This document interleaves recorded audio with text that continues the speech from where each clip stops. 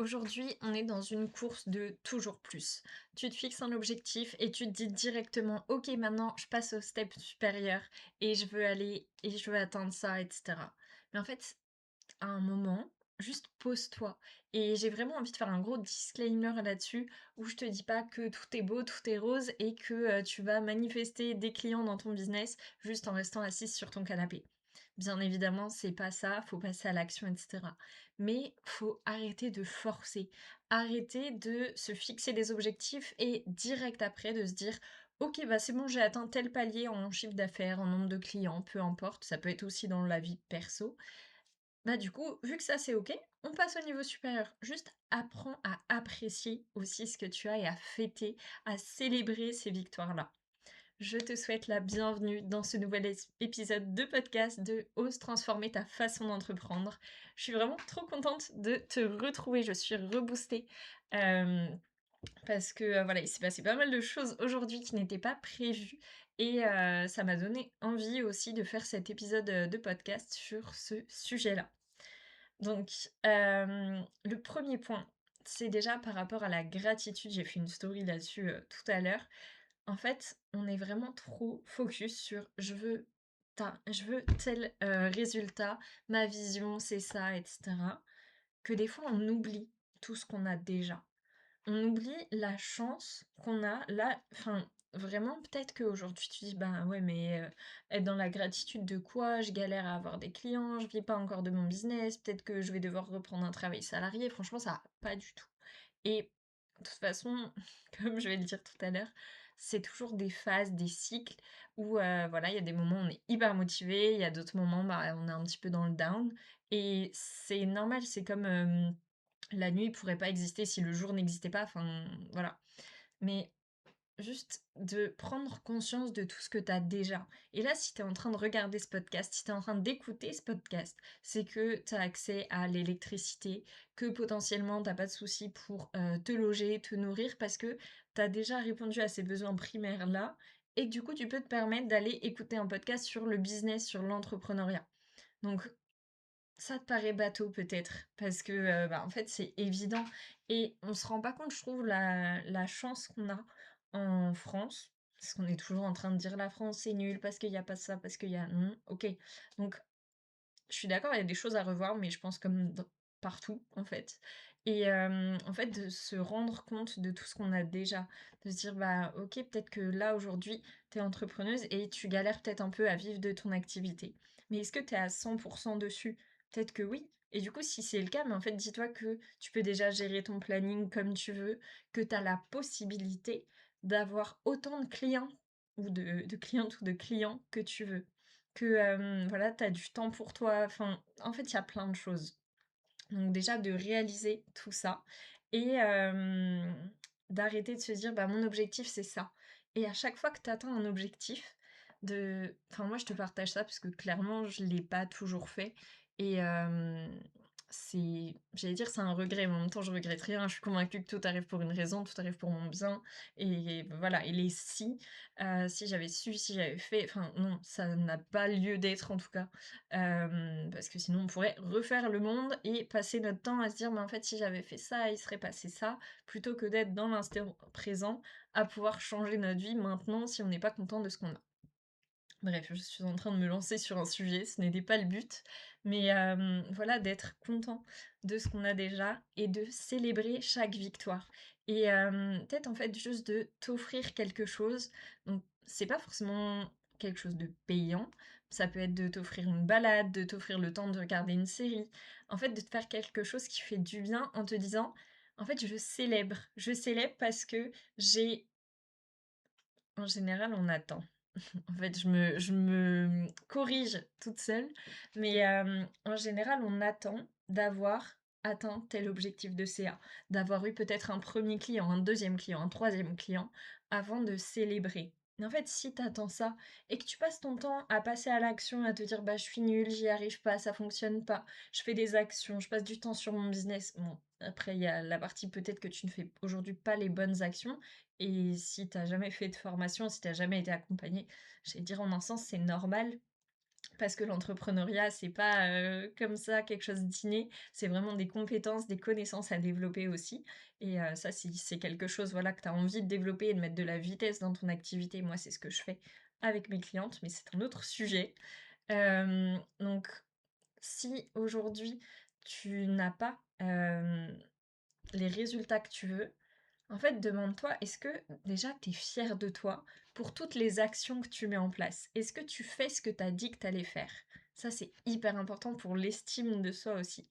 Et du coup, de te dire, bah, en fait, à partir du moment où j'ai contacté tant de personnes, où j'ai posté tant de fois cette semaine, bah, en fait, je suis fière de moi. Et franchement, ça change tout parce que du coup, tous les jours, tu vas être fier de toi et ça va te booster aussi pour passer encore plus à l'action et être encore plus dans le flow, dans le kiff et bah, du coup, justement, kiffer le process, ça va te donner encore plus envie de continuer, encore plus envie de d'agir et forcément, tu auras encore plus de résultats. Et après, bah, du coup, c'est un cercle vertueux, forcément. Donc voilà, de vraiment célébrer. N'oublie pas de le faire. Mets-toi un rappel, mets-toi un créneau s'il faut dans ton planning toutes les semaines ou tous les soirs. Tu prends 5 minutes pour te dire, OK, qu'est-ce que j'ai fait aujourd'hui? Sur quel point je me suis challengée? Quelles actions j'ai faites que j'avais dit que j'allais faire? Et en fait, juste pose-toi. Dis-toi: «OK, je l'ai fait» et sois fier de toi, mais vraiment pas en mode: «Ah ouais, on m'a dit qu'il fallait être fier de moi, bon, en vrai, c'est bien, mais j'ai pas les clients». Oui, OK, peut-être qu'aujourd'hui, tu pas eu de clients, mais peut-être que c'est les actions que tu es en train de faire toute cette semaine qui vont t'apporter des clients la semaine prochaine ou le mois prochain et de vraiment avoir cette vision long terme avec l'effet cumulé aussi. Donc ça, c'était le premier point dont je voulais te parler sur la gratitude. Et bah, en fait, ça vient du coup de ce qui s'est passé aujourd'hui. C'est que j'ai une amie entrepreneur, voilà, que je n'ai jamais rencontrée, enfin que je n'avais jamais rencontrée, en vrai, que j'ai rencontrée du coup, enfin avec qui j'ai commencé à échanger, sur les réseaux. Et elle m'a dit: «Bah, je suis sur Paris, si tu veux, on se voit». Et en fait, c'était pas du tout prévu et je suis tellement reconnaissante d'avoir pu la voir, mais surtout d'avoir la liberté de me dire: «Mais je choisis mon planning». OK, j'avais des choses de prévues. Bon, j'avais pas d'appel client cet après-midi, j'en avais ce matin, mais voilà. En fait, de se dire: «J'ai la capacité, si je veux, de bouger mon planning comme je veux pour faire ce que je veux». Et enfin, franchement, si on prend un peu de recul là-dessus, de se dire que c'est une chance et bah, c'est pour ça aussi qu'on s'est lancé dans l'entrepreneuriat. Donc à un moment, si on se lance dans l'entrepreneuriat et qu'on se fixe toujours des limites, des cloisons, bah, on peut avoir tendance à oublier, pourquoi on s'est lancé et du coup, c'est hyper important aussi d'en prendre conscience. Voilà, pour ça, bien évidemment, le but c'est pas de faire ça tous les jours, c'est de savoir s'adapter, de gérer son planning et cetera. Et bah, justement par rapport à ça, j'ai noté, bah, différents points comme toujours. Par rapport au business, au fait que le business, c'est toujours des cycles et en fait comme tout dans la vie, c'est tout est constitué de cycles et il y a des moments où tu vas être à fond, au taquet, où tu vas être, hyper motivé à passer à l'action parce que tu vas avoir différents projets qui vont te booster, où tu vas avoir plus de résultats et ça va te motiver à agir encore plus. Et il y a d'autres moments où ça va être un peu plus soft, un peu plus peut-être des moments de down et ça fait partie du process parce que du coup, c'est les moments de down qui te permettent de prendre du recul, de te poser, de te dire: «OK, qu'est-ce que j'ai vraiment envie de faire? Est-ce que c'est vraiment aligné ce que je fais en ce moment? Est-ce que ça me donne de l'énergie?» Et du coup, c'est ces moments-là où tu travailles peut-être plus sur toi, sur ton business que dans ton business et qui vont te permettre justement de repartir. Donc voilà, c'était vraiment ça, d'arrêter d'être au taquet tout le temps parce qu'en fait, ça n'est pas tenable. Tu vas juste te cracher si tu te forces tous les jours à faire telles actions qui te motivent pas, que tu ne kiffes pas, à peut-être appliquer aujourd'hui une stratégie, des méthodes que tu as vues quelque part, hem, ou juste, je sais pas si tu as suivi, des masterclass ou des choses gratuites, bah, en fait, tu pas tout ce qui va avec. T'as pas la stratégie complète et forcément, tu t'épuises peut-être dans des choses où t'as pas toutes les méthodes. Donc, c'est vraiment de te dire: «OK, mon objectif, c'est quoi? Quelle stratégie je mets en place?» et d'apprendre à t'écouter aussi.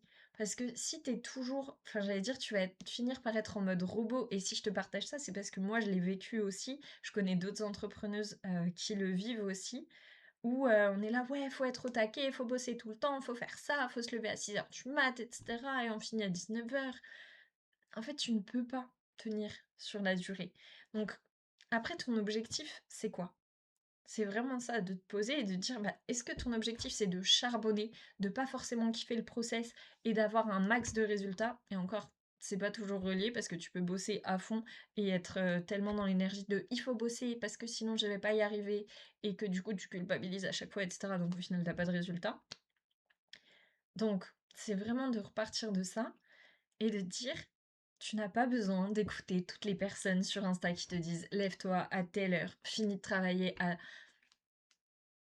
j'allais dire à pas d'heure justement et en fait d'arrêter de travailler je ne sais pas combien d'heures. Commence à te concentrer sur ce qui est le plus important, le plus efficace. Tu n'as pas besoin de travailler 1000 heures et justement, enfin c'est toujours ce que je partage aussi avec mes clientes, aller te balader, prendre l'air, faire du sport, ça doit être aussi important que créer du contenu, faire ta prospection parce que ça fait partie du process. Si toi tu ne vas pas bien, ton business n'ira pas bien, ton business n'ira jamais mieux que toi. Je le répète tout le temps, mais c'est tellement vrai. Donc, accepte en fait de pas être tout le temps à 10 000%. Et c'est justement en acceptant ça que tu vas pouvoir réduire les phases où ça va moins bien, les optimiser pour pouvoir redonner du coup du peps, j'allais dire, à ton business et te focus sur bah, tes objectifs. Et aussi, je trouve que la course au toujours plus, ça mène vachement à la comparaison. À se dire, bah moi je suis nulle là-dessus, mon offre elle est pas aussi bien que telle personne. Mais en fait, juste se rappeler qu'on est tous différents, on est tous uniques justement. Et on n'offre pas la même expérience. Enfin, personne, tu peux aller voir 10 milliards de CM, d'assistantes digitales, de coachs, peu importe. On est tous différents, on a tous une offre différente, une façon de fonctionner qui est différente, et ça va correspondre ou pas à certaines personnes. À certains moments aussi, il y a des personnes avec qui ça va pas matcher à un moment, et peut-être que ça matchera à un autre moment. Mais juste arrête de te comparer aux autres parce que c'est juste pas comparable en fait. Tout le monde est différent et il y a des personnes avec qui, bah, du coup, tu vas matcher et c'est pour ça que c'est hyper important dans ta com, dans tes messages, d'être vraiment toi-même parce que c'est ça qui va faire que tu vas créer du lien justement avec les gens et qui vont se dire: «OK, bah, telle personne, je m'entends bien avec elle, je match, je comprends comment elle fonctionne, je vois qu'elle est experte aussi dans son domaine et du coup, j'ai envie de prendre son offre, son accompagnement, peu importe». Et surtout que quand on est comme ça dans la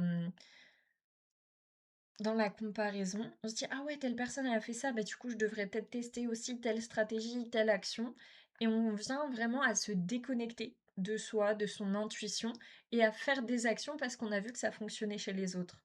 Et moi, c'est vraiment ce que je t'invite à faire là aujourd'hui. Même pose-toi, enfin limite mets pause sur ce podcast et demande-toi, est-ce que les actions que je mets en place, je les mets parce que ça fonctionne, parce que ça m'apporte du résultat, parce que je kiffe ça, ou je l'ai fait parce qu'on m'a dit qu'il fallait faire ça et que c'était comme ça que ça allait fonctionner.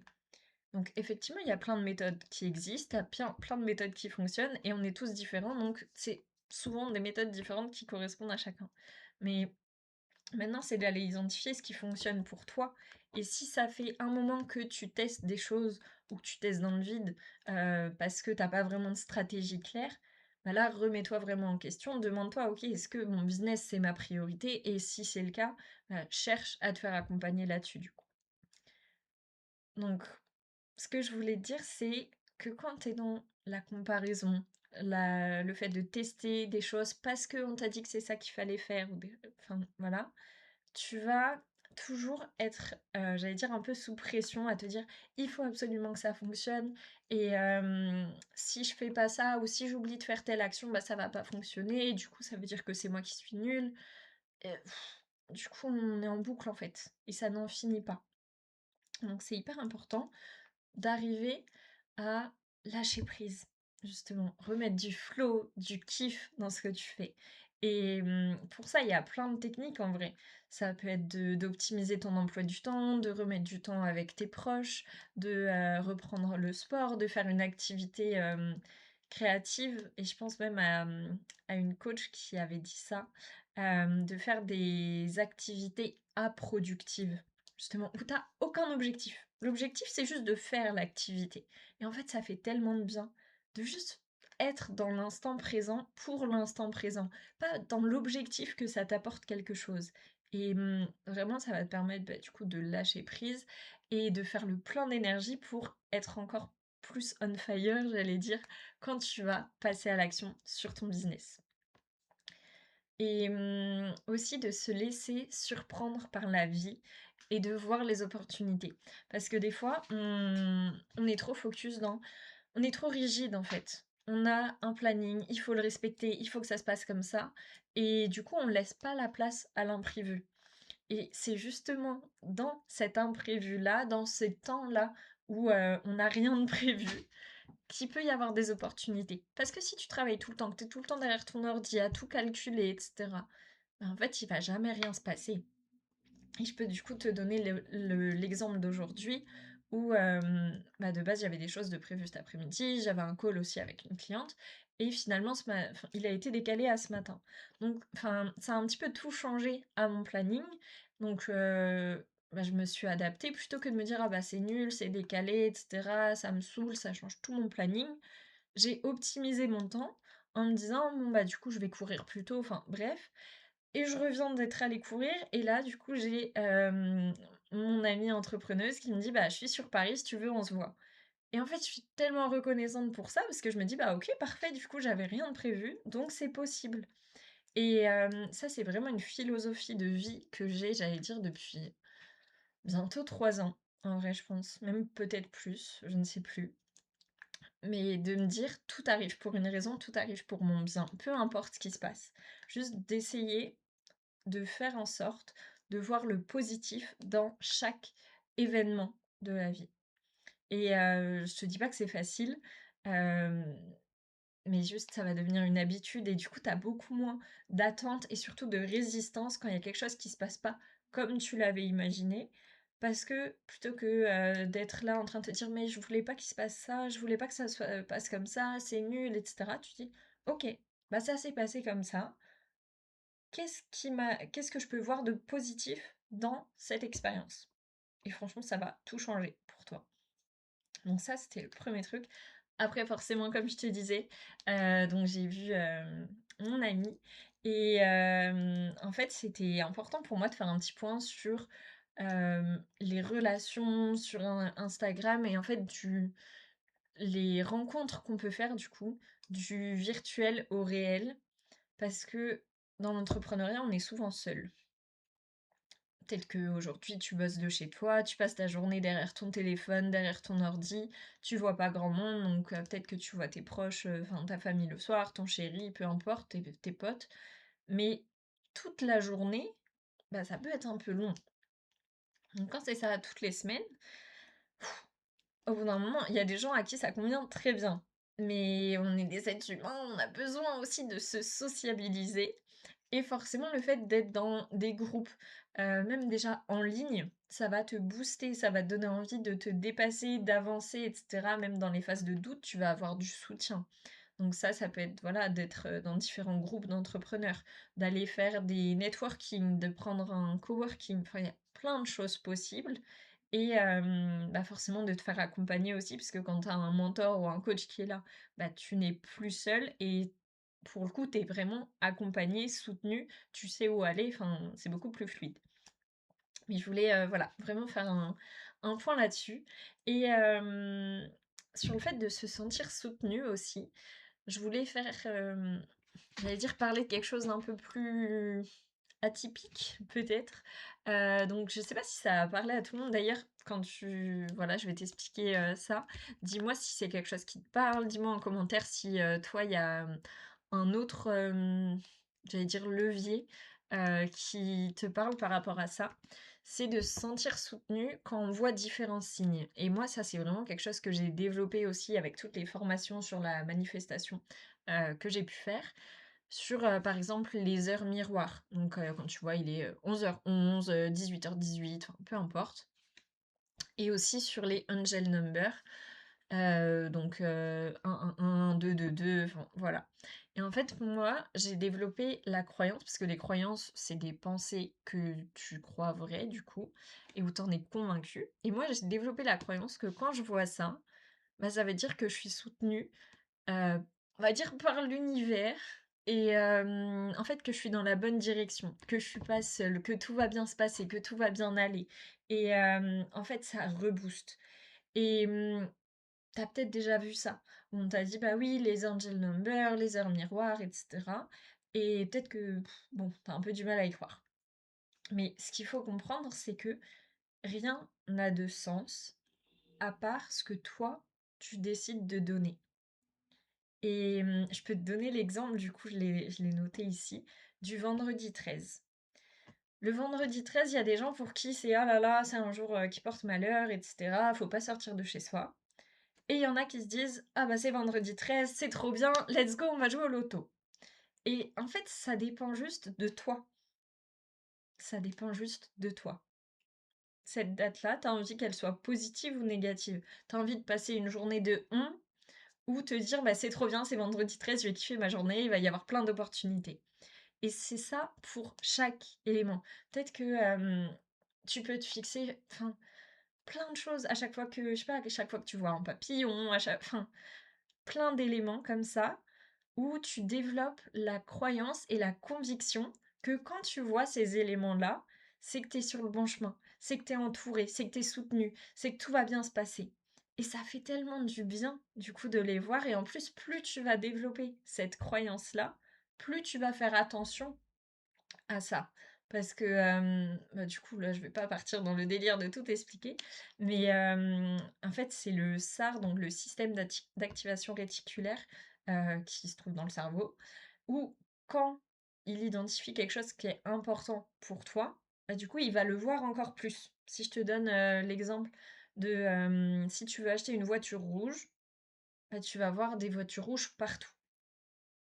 C'est comme là, par exemple, si tu regardes ce podcast et que je te dis, hem, compte le nombre d'éléments blancs que tu vois.